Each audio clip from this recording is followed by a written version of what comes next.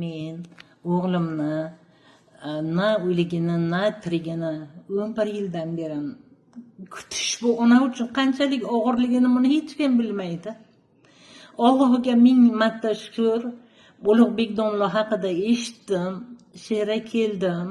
Bu kishi bilan mana o'qidilar, Qur'onda qatnashdim. 4 marta o'qiganlardan keyin savol berdim. Men nima qilay?